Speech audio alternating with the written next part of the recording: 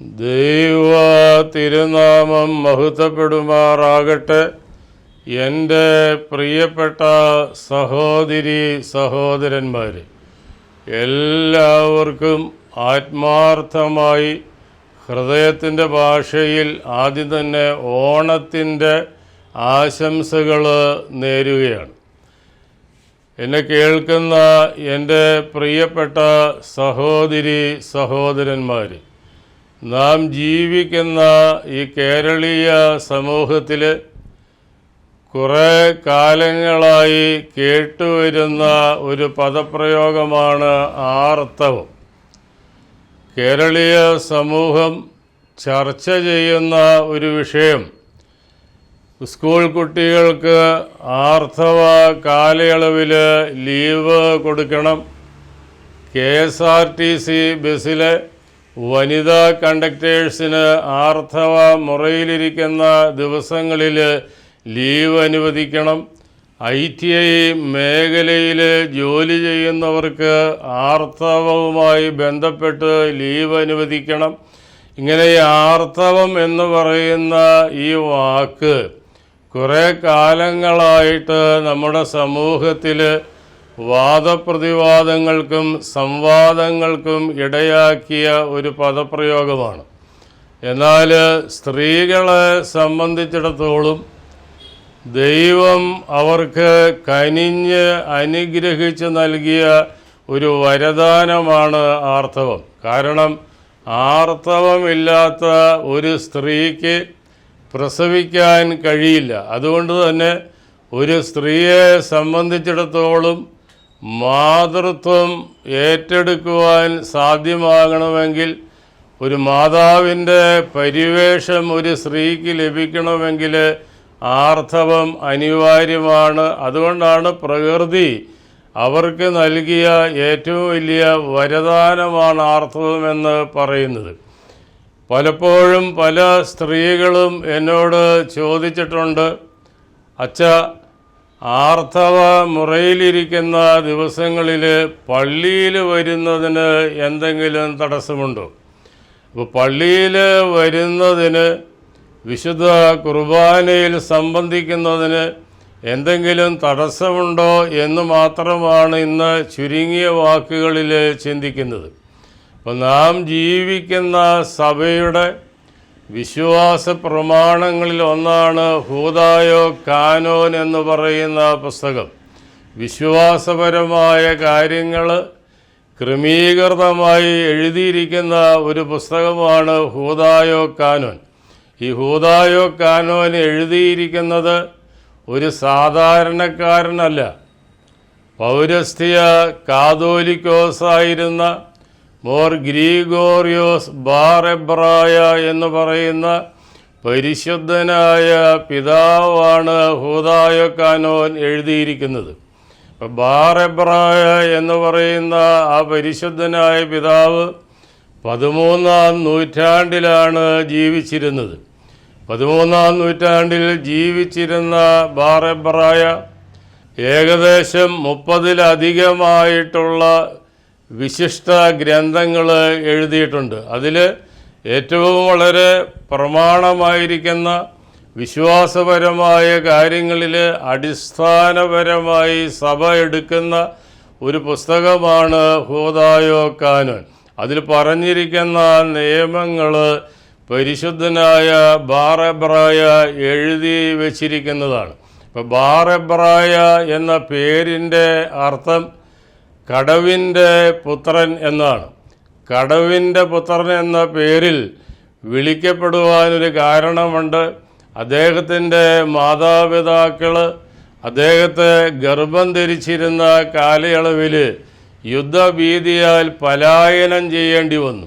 അപ്പം അങ്ങനെ പലായനം ചെയ്യുന്ന ആ സന്ദർഭത്തിൽ ഫ്രാത്ത് നദിയുടെ തീരത്ത് വെച്ചാണ് ഈ മകനെ ആ അമ്മ പ്രസവിക്കുന്നത്. അപ്പോൾ ഫ്രാത്ത് നദിയുടെ തീരത്ത് വെച്ച് പ്രസവിച്ചതിനാൽ ഈ മകന് കടവിൻ്റെ പുത്രൻ എന്നർത്ഥം വരുന്ന ബാർ എബ്രായ എന്ന പേരിൽ വിളിക്കപ്പെട്ടു. അപ്പോൾ ബാർ എബ്രായ എന്ന് പറയുന്ന ഈ പരിശുദ്ധൻ പ്രസിദ്ധനായ പ്രഗത്ഭനായ ഒരു വാഗ്മിയായിരുന്നു. മാത്രമല്ല അനേകം സിദ്ധികളുള്ള ഒരു പരിശുദ്ധനായിരുന്നു. അപ്പം അദ്ദേഹമാണ് ഹൂദായോ കാനോൻ എന്ന് പറയുന്ന പുസ്തകത്തിൽ സ്ത്രീകളുമായി ബന്ധപ്പെട്ട് ഈ കാര്യം എഴുതി വച്ചിരിക്കുന്നത്. അപ്പോൾ ബാറബ്രായ എന്ന് പറയുന്ന ഈ പരിശുദ്ധനായ പിതാവിന് അബു അൽ റജ് എന്ന ഒരു ഓമന പേരുകൂടി ഉണ്ടായിരുന്നു. ഈ പിതാവാണ് ഹൂദായോ കാനോൻ എഴുതിയിരിക്കുന്നത്. ഹൂദായോ കാനോനിൽ വളരെ വ്യക്തമായിട്ട് കൃത്യമായിട്ട് പരിശുദ്ധനായ ഈ പിതാവ് എഴുതി വച്ചിരിക്കുന്നത് ഇപ്രകാരമാണ്: ആർത്തവ മുറയിലിരിക്കുന്ന സന്ദർഭങ്ങളിൽ ഒരു കാരണവശാലും സ്ത്രീകൾ കുർബാനയിൽ സംബന്ധിക്കുവാൻ പാടില്ല.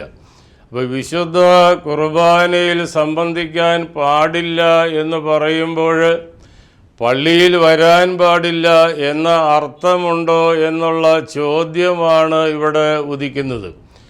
കാലം ചെയ്ത മൂവാറ്റുപുഴയിലെ ബസേലിയോസ് പൗലോസ് ദിദിയൻ ബാവ, അതുപോലെ തന്നെ കാലം ചെയ്ത മലബാറിൻ്റെ അഭിവന്ദ്യനായ യൂഹാനന്മാർ പീലക്സിനോസ് തിരുമേനി, അതോടൊപ്പം തന്നെ സുവിശേഷ സമാജത്തിൻ്റെ കാലം ചെയ്ത അഭിവന്ദ്യനായ പോളികർപ്പോസ് തിരുവേനി എന്നിവരുമായി ഈ വിഷയം വളരെ വിശദമായിട്ട് ഞാൻ ചർച്ച ചെയ്തിട്ടുണ്ട്.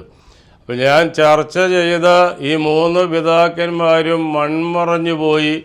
എങ്കിലും അവർ പറഞ്ഞു വെച്ച അഭിപ്രായങ്ങൾ ഏകദേശം ഒന്ന് തന്നെയായിരുന്നു. കാലം ചെയ്ത ശ്രേഷ്ഠ കാതോലിക്ക ബസേലിയോസ് പൗലോസ് ദിദിയൻ ബാവ കൽപ്പിച്ചു പറഞ്ഞത്, അച്ഛ, ദൈവം അശുദ്ധിയെ ശുദ്ധീകരിക്കുന്നവനാണ്.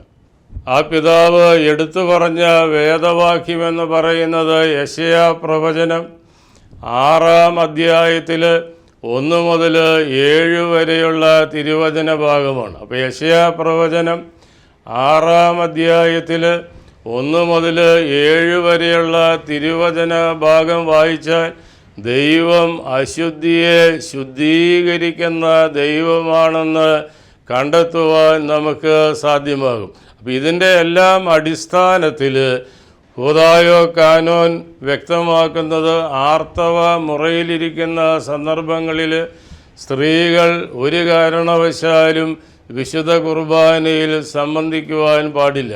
അപ്പോൾ വിശുദ്ധ കുർബാനയിൽ സംബന്ധിക്കുക എന്ന് പറഞ്ഞാൽ അതിൻ്റെ ആന്തരികമായ അന്തസത്ത എന്താണ്?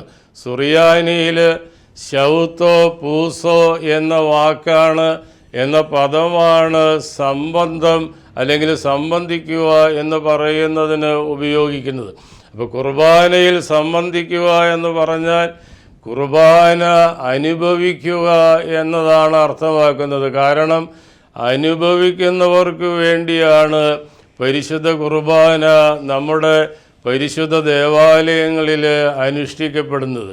അതുകൊണ്ട് തന്നെ ആർത്തവ മുറയിലിരിക്കുന്ന സാഹചര്യങ്ങളിൽ പള്ളിയിൽ വരുന്നതിന് തടസ്സമില്ല, പക്ഷേ വിശുദ്ധ കുർബാന അനുഭവിക്കുവാൻ പാടില്ല എന്ന് ഹൂദായോ കാനോൻ വ്യക്തമാക്കുമ്പോൾ പള്ളിയിൽ വരുന്നതിന് തടസ്സമില്ല എന്ന് ആവർത്തിച്ച് പറയാൻ ആഗ്രഹിക്കുകയാണ്. അപ്പോൾ നമ്മുടെ സഭയുടെ ശുദ്ധമുള്ള പിതാക്കന്മാർ നമ്മെ പഠിപ്പിച്ചിരിക്കുന്നത് വേദപുസ്തക അടിസ്ഥാനത്തിലും മറ്റ് പല കാര്യങ്ങളും ഹൂദായോ കാനോൻ പറഞ്ഞിരിക്കുന്ന പ്രകാരവുമാണ്. അതുകൊണ്ട് തന്നെ എല്ലാ നിലയിലും ആർത്തവമെന്ന് പറയുന്നത് ഒരു രോഗമല്ല, അത് അനുഗ്രഹമാണെന്ന് മനസ്സിലാക്കി അത് അശുദ്ധിയുടേത് മാത്രമായി കാണാതെ ഏത് അശുദ്ധിയെയും വിശുദ്ധീകരിക്കുന്ന ദൈവ തിരുസന്നിധിയിൽ വന്ന് നിൽക്കുന്നതിന് തടസ്സമില്ല എന്നാണ് ഹൂദായോ കാനോനും ശുദ്ധമുള്ള പിതാക്കന്മാരുമൊക്കെ പഠിപ്പിക്കുന്നതെന്ന് മാത്രം ഓർമ്മപ്പെടുത്തി എൻ്റെ വാക്കുകളെ നിർത്തുന്നു. ദൈവം നിങ്ങളെ അനുഗ്രഹിക്കട്ടെ.